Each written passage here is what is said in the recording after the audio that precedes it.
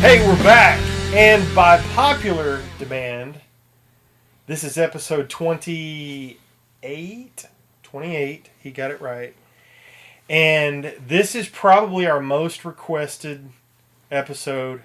We are going to talk about Slayer. Not that Slayer, Well, although... I'm from Texas. Is there any other Slayer except for San Antonio Slayer? That's right. That's right. Oh my gosh! Now we will talk about that I'm Slayer. just gonna dedicate it to Steve Cooper and the boys, and Yeah, you can't mention one without the other, especially if you're from Texas. And was there ever a time where just for a moment, San Antonio Slayer was just a slight hair bigger as far as popularity? Yeah. I can remember a gig where Yep. some San Antonio Slayer fans turned their back on the LA Slayer fans as in effigy of the forgotten or whatever. I don't know why they did that, because LA Slayer is awesome.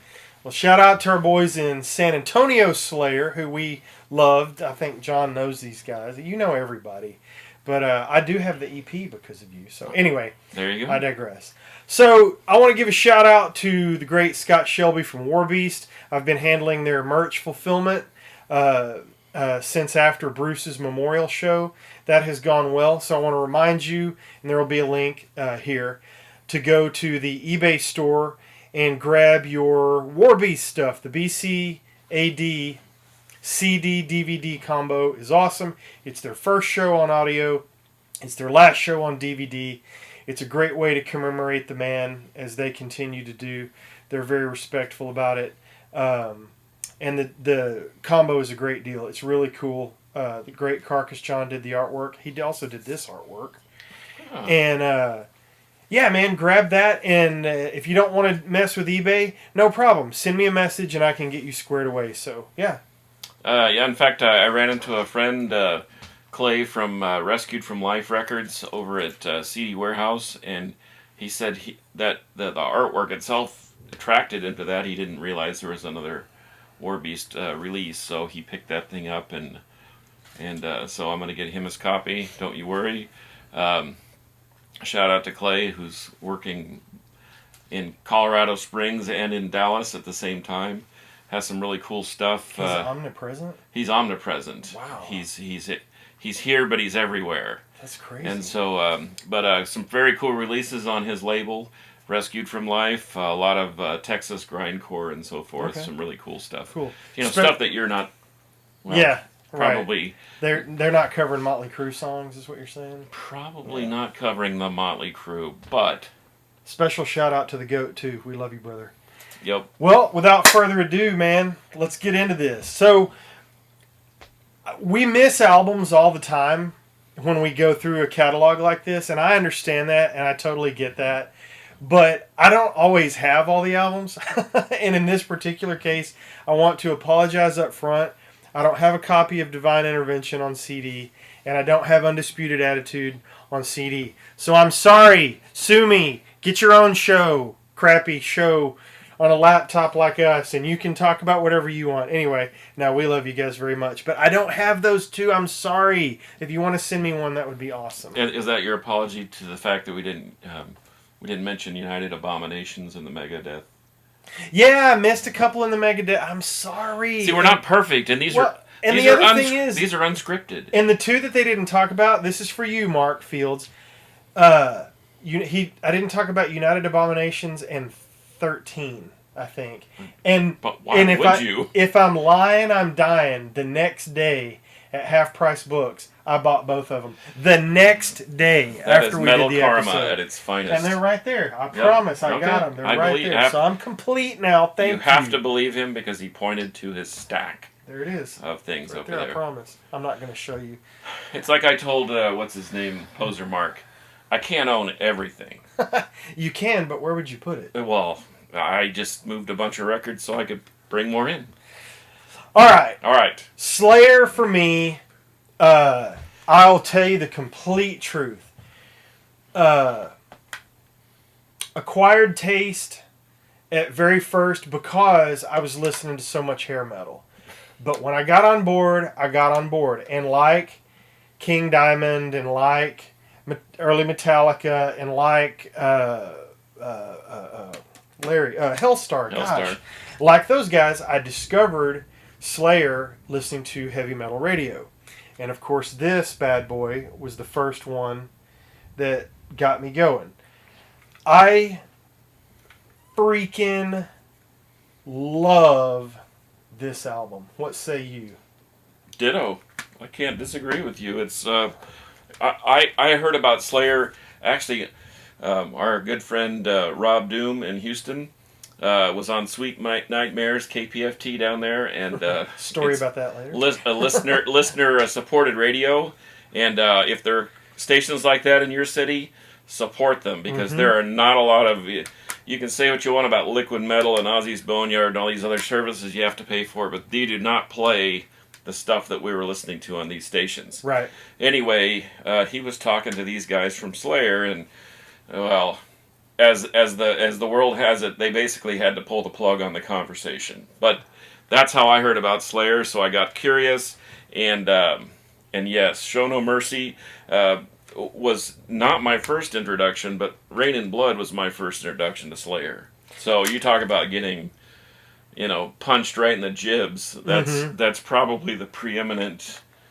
That may be the preeminent thrash, speed, death metal, whatever you want to call it. I read an article the other day that said Rick Rubin said that Slayer invented black metal, and I'm thinking, black metal. I mean, it doesn't even make sense. Now, maybe black magic metal. But Black Magic Nights. But anyway, I think that they hit the mother lode with Rain and Blood, and then as I bought that, I went back and as we are wont to do, we find something we like further down the catalog, and then we go backwards and forwards. But yeah, that's an integral piece, and that's kind of what got it all started. I had a cassette of this, and I have very specific memories of driving around listening to this. I had recorded songs off the radio, as you've heard the story a million times.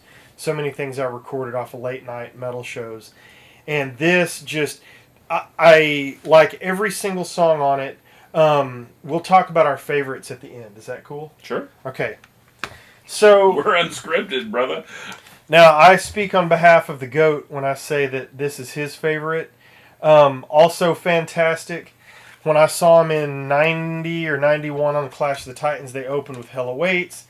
I was 20 or 21, and it still scared the crap out of me because it was just so hypnotic and so amazing.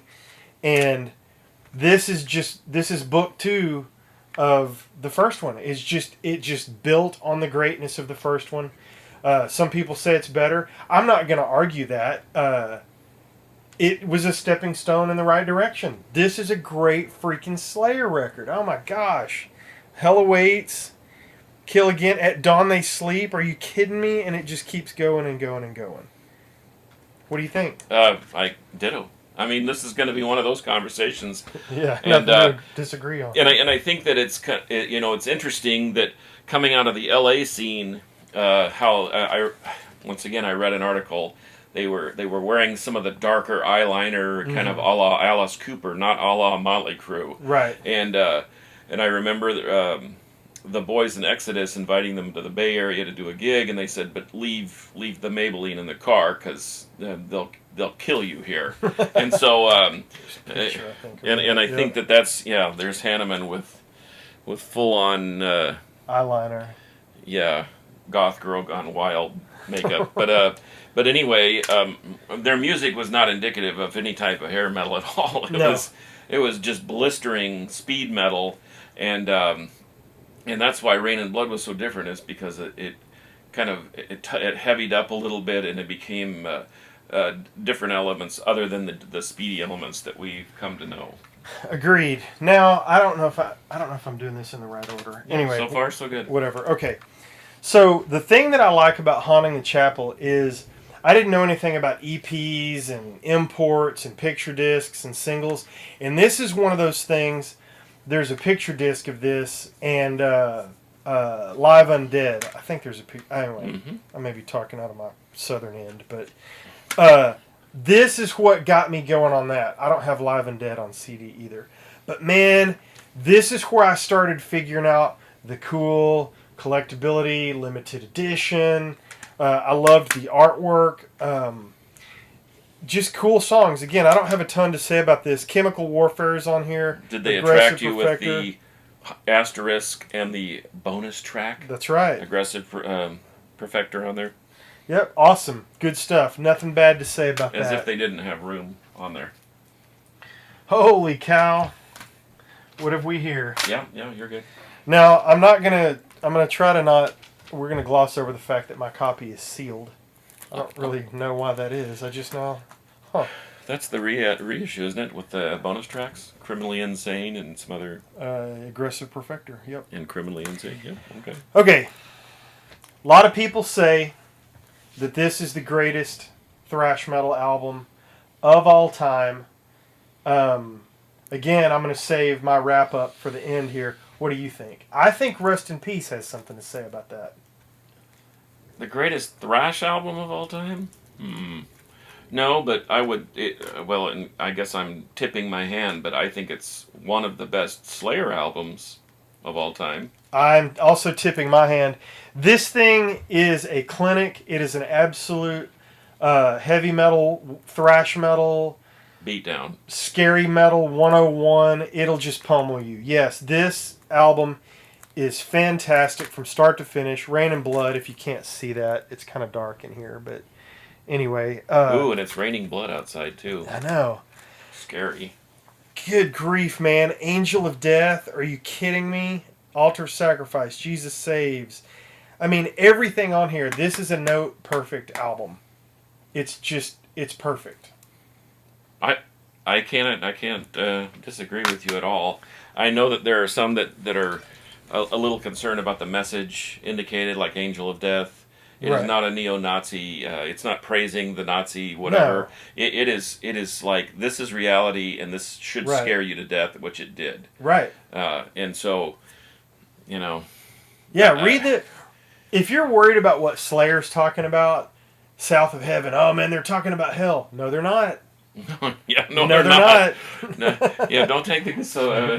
read the words, man. Think about it. It's all about what's going on in society and in the world and things like that. Are they dark and have some evil overtones? Of course, it's metal. Come on, get over it. It's like when you ride the roller coaster. You Yeah, want to your be a little bit scared.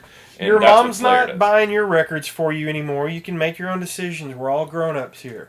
So, Rain and Blood takes us to South of Heaven, which is not hell, it's earth, kids. Read the words. South of Heaven is a great album. I love the song South of Heaven. I love Silent Scream, Live and Dead, Behind the Crooked Cross. Mandatory Suicide is awesome. Gosh, man. Even their priest cover. Spill the Blood, Dissident Aggressor. This is an amazing, amazing album. To me, it's almost Rain and Blood A and B. I know this is not quite to that standard according to most Slayer fans, but man, I freaking love South of Heaven.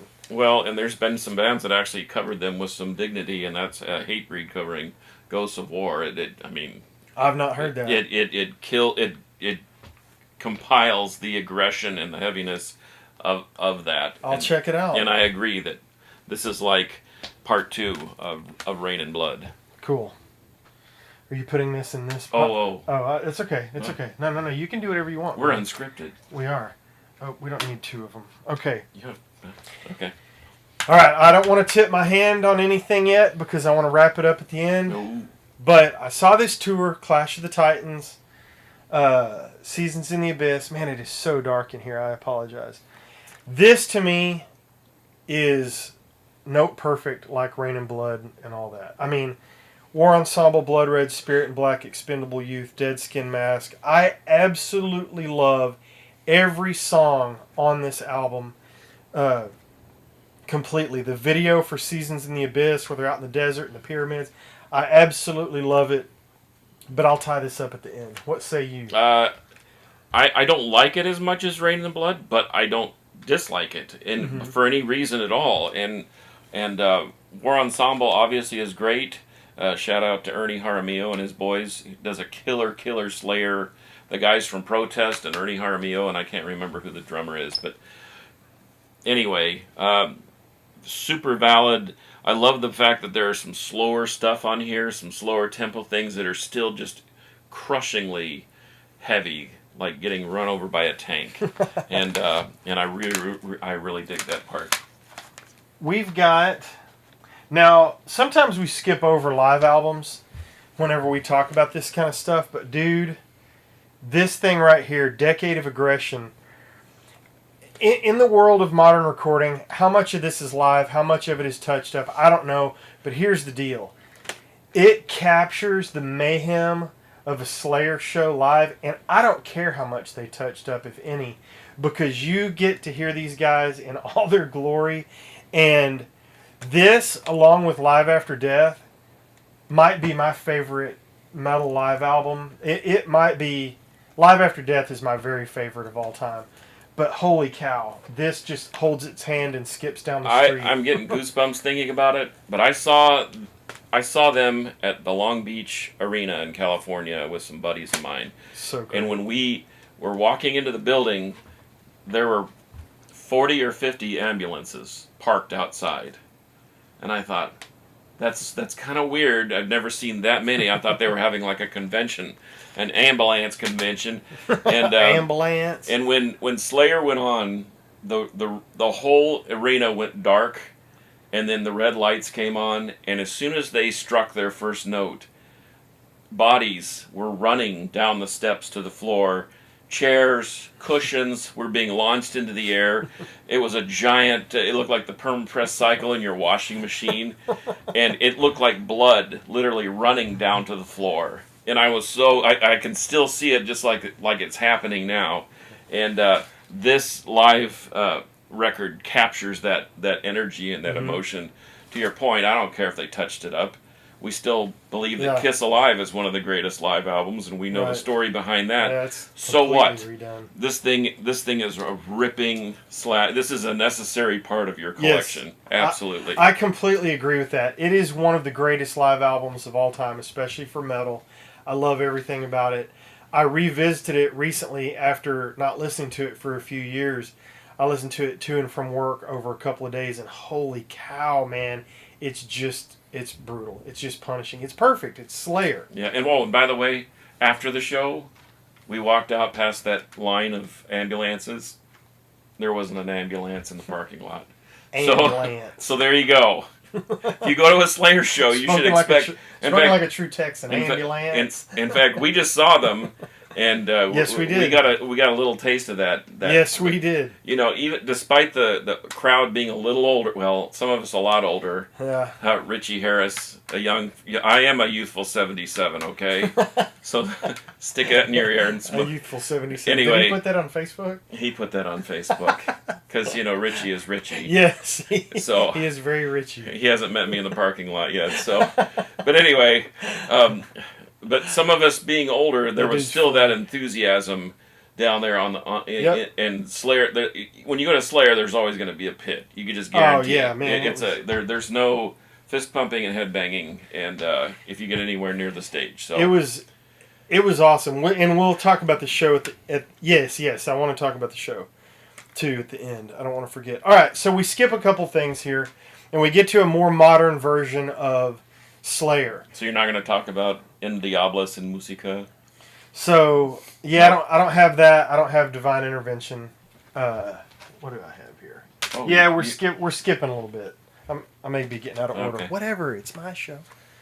Okay, so is that one next? Yeah.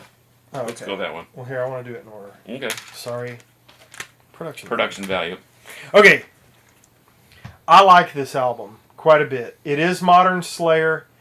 I love the intro. I love the creepy intro. I love the song Disciple. Bloodline,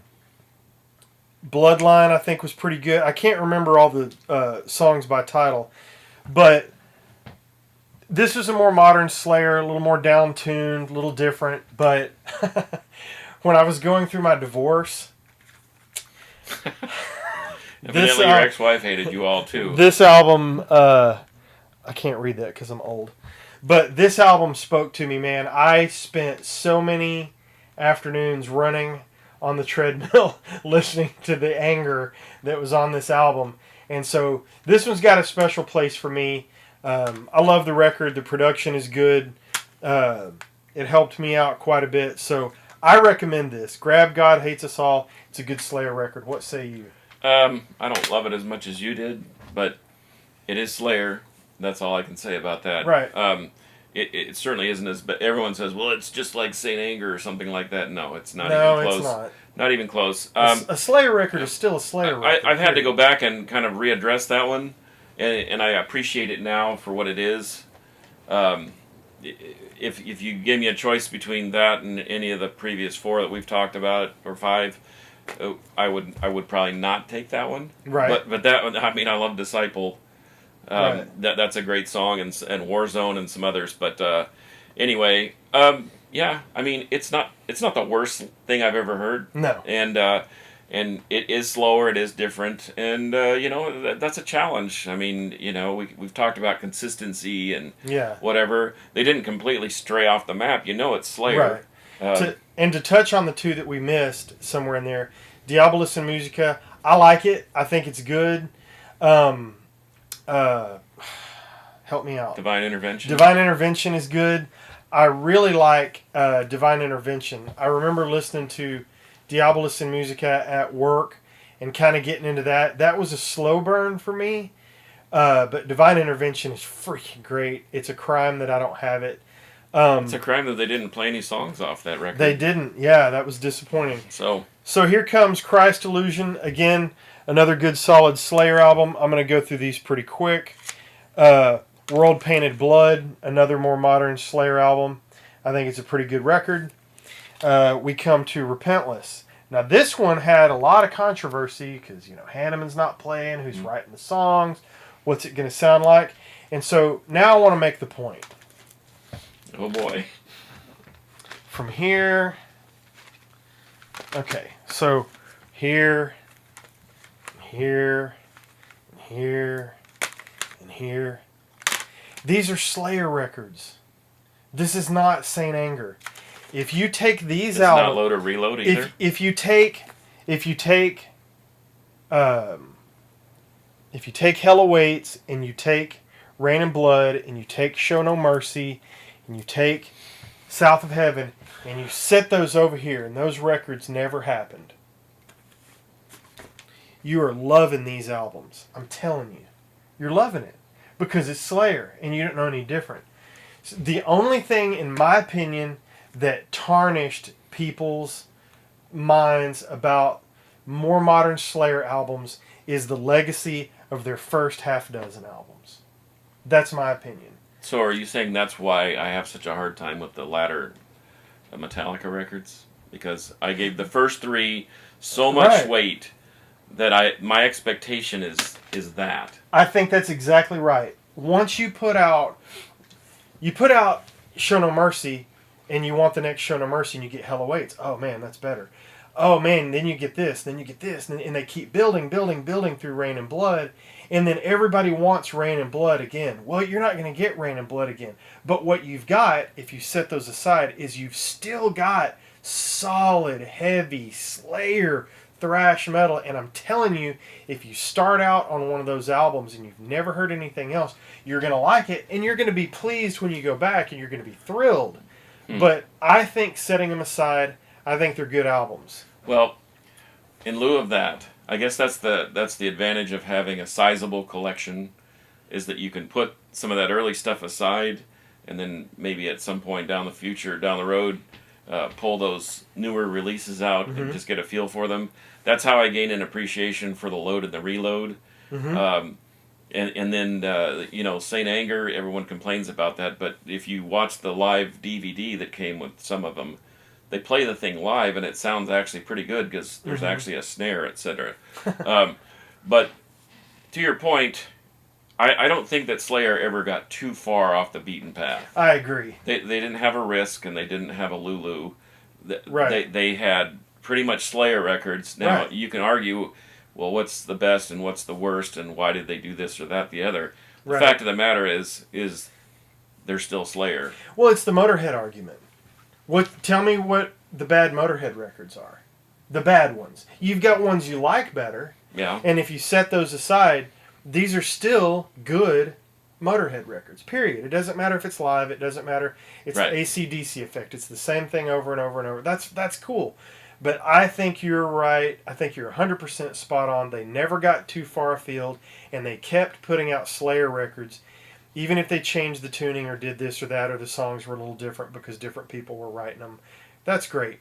It still is a freaking Slayer record, and if you put it on, your metalhead buddies are going to go, that's Slayer. I agree. Now, here's where everybody's going to hate me. I promised not to hate you a long time ago. My third favorite Slayer record, I do this every time, is Rain and Blood. Sorry. Love you. My second favorite Slayer record is Show No Mercy. Sorry, love you, thanks. My first favorite, and it will never be replaced. I know. Fraser Ian Dawson is throwing stuff at his screen right now, probably. Yeah. I love Seasons in the Abyss the best. Once again, is it their best album? I'm not here to argue that. It is my favorite album. I absolutely love this, front to back, note for note. I have a special place in my heart for Show No Mercy, Rain and Blood, of course, and many of the other ones. But this is the one for me that I can listen to every time all the way through. Let's see what you got. Okay, my top three. Am I going to give a top three? Yeah, whatever you want to do. Okay. There's my top three. Your top three is Rain and Blood. It's Rain and Blood.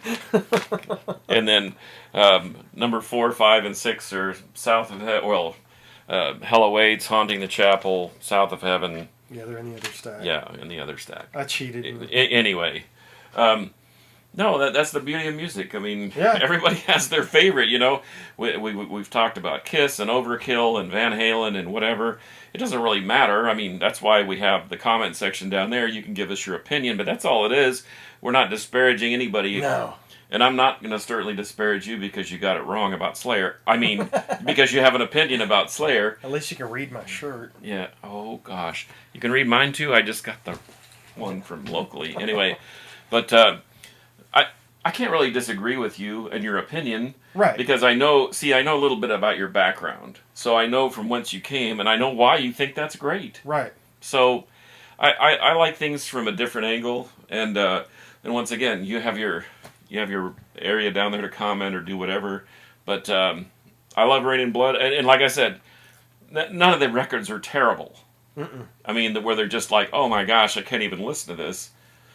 And honestly, there are some big time bands where I've just pushed eject out of the player because I can't take it, or lifted the needle off immediately. Right. But not with these guys. I always found it a little interesting that they changed things up so much. Mm-hmm. And somebody actually gave me their Japanese pressing of an Diabolicus in Musica or whatever. And so anyway, in listening to the Japanese pressing, I was kind of impressed with it. I thought, this is kind of cool. I mean, it's different, and it's not Rain and Blood, or it's not Haunting the Chapel, or it's not South of Heaven, or whatever. Mm-hmm. And with the later albums, too, people panned Repentless a lot. But there's two things about Repentless. Repentless provided the opening song on their final tour, Yeah. which I think is a fantastic song. And it also provided that thing. Oh, gosh. I can't reach it. That is a... So those dudes... What you can't see is like a 13 by 17 metal eagle in there, and it housed this edition of the album, and it's awesome. I'm so glad I grabbed one. It was a couple $100 shipped. They've gone up to, I've seen them go for up to $1,000, but now they're back around $600 or something. But I could not pass it up. It doesn't matter. It's freaking awesome. Oh my gosh! And I mean, I have a Slayer belt buckle. This is like a record size belt buckle. Yeah. It's that cool. And then this thing. I mean, obviously we can't tell the whole story. We can't go into detail, but Well, at some point we're going to have... There's something hidden on here. We're going to have Angry Rob, or Rob Doom, on here from Houston, who was working at the KPFT that night that he interviewed Slayer. And I won't tell you the numbers of bottles of alcohol that were consumed. I won't even give you an inkling, because If he wants to, he can comment down in there. But there's a hidden gem at the end of one of these CDs that has the part of the radio broadcast on there, so you can get an inkling about it. But stuff like this, if you're going to put out a box set, this is really cool. A lot of live stuff, a lot of stuff that aren't available. The laminates, the yeah, it's great. The banner, stickers, patches, all that stuff.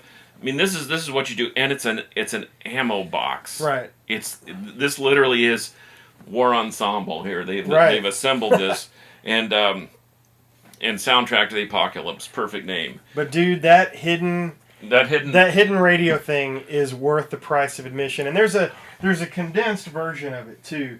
There's a little 3 or 4 CD set that you can get in a double fat case instead of buying the box. And I don't know if it's on there or is it just in the big box. I think it's just in the big box, but I don't have the little condensed version. I just have the big box version. Okay. I've got it, but man, check out that radio. Do some digging. Check out the interview, and it's pretty good. It's historic, man. It personifies the early Slayer. Yeah. I mean, those guys literally came from nothing. I mean, I saw them when they were in Tom's '77 Camaro. I was just gonna say, pulling a U-Haul trailer. And remember what Gene Hoglan said about working the lights, and that was his big thing when he was had to get permission from his parents to actually go on the road with Slayer. Anyway. Dude, yeah. Gene told some good stories. Go revisit the old episode that we did with Gene Hoglan, and he tells a really cool Slayer story or two. But think about when you find this radio interview, think in your mind's eye about a Camaro with a U-Haul trailer parked outside of the radio station. and that's where these guys came from. I think they're going out with dignity. I think they're going out with honor. I think they did the right thing by honoring Jeff the way they did. I like Gary Holt filling in. I think he's a fantastic fit. I wish that he would have written Slayer music. I don't know that he didn't, but I suspect that I think Kerry wrote all the stuff. But I love Gary in the band. I love Paul in the band. It's not Dave Lombardo. It's not Dave. It's different, but it's still so very Slayer. And I don't feel like they tarnished their legacy or anything like that. I think they're going out still with the greatness of their powers, and it was a good show, man. It was a really good show. It was a good show, and if anybody, I saw them when they were support for Slipknot, of all people, on the Mayhem tour the last year that Mayhem was a thing, and when Gary was first playing with them. And if there's ever an able-bodied replacement for Jeff Hanneman, it would be that guy. And I think Gary knows he's not a member of Slayer. And so he was okay with that. He just needed to represent Jeff's music in a way that would appeal to the audience, and I think he did a fantastic job. Yeah. I'm excited for him to get back to Exodus full time because I know he's got some crushing riffs. I know he's road ready, and he'll be sharp. And I look forward to seeing what the next Exodus brings us. But as far as an able-bodied replacement, I can't think of anyone better. As far as Paul Bostoff taking over for Lombardo, personally, I prefer, and I love Paul Bostoff. I loved him in Forbidden. He made all the difference in the world with them. He's a more technical drummer. To me, he sounds a little bit different.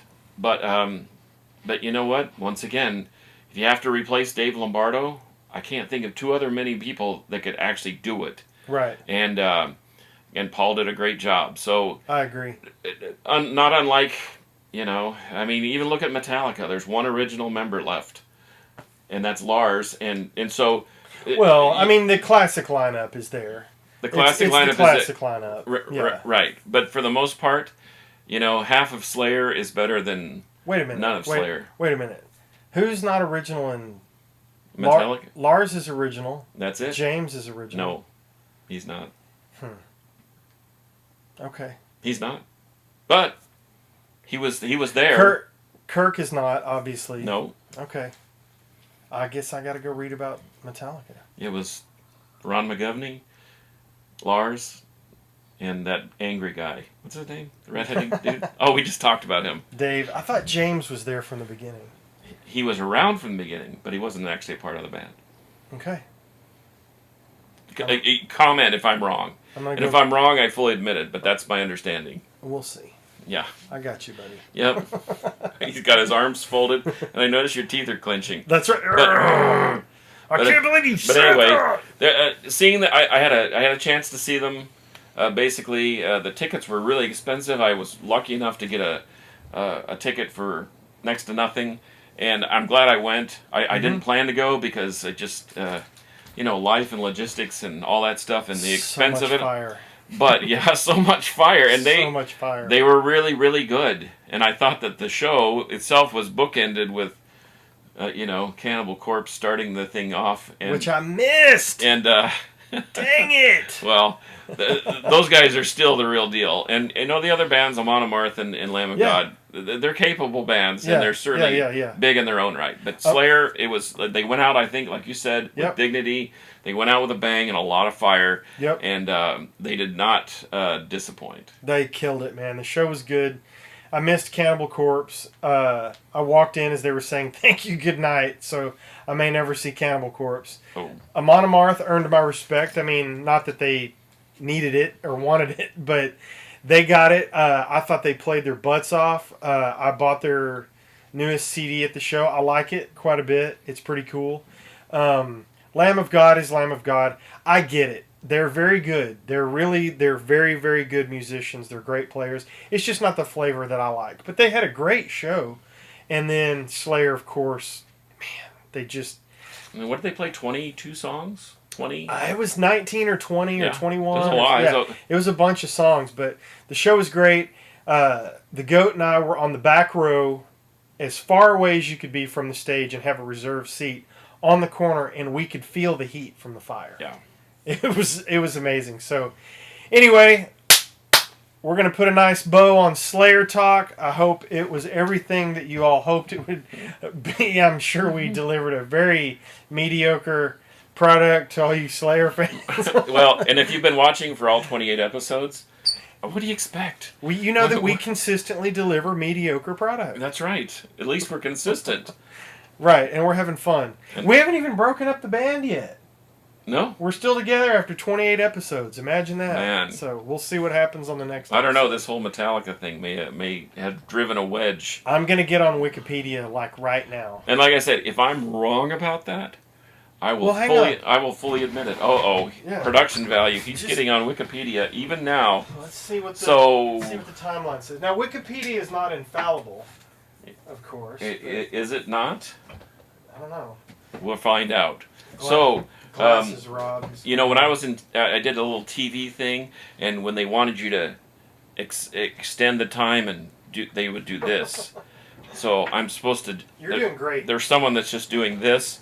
You're doing great. It's all right. They want to know. They need to know. But what do they want to know? They want to know. I say James was a day one member of Metallica, and you say that he came on. Obviously, came on a little later. Early. He was there. He was part of the crew, part of the guys. Okay. There's two guys that go all the way through the timeline: Lars Ulrich and James Hetfield. No. Okay. Well, then Dave Mustaine's book is wrong. Wikipedia could be wrong. Oh, Wikipedia's always right.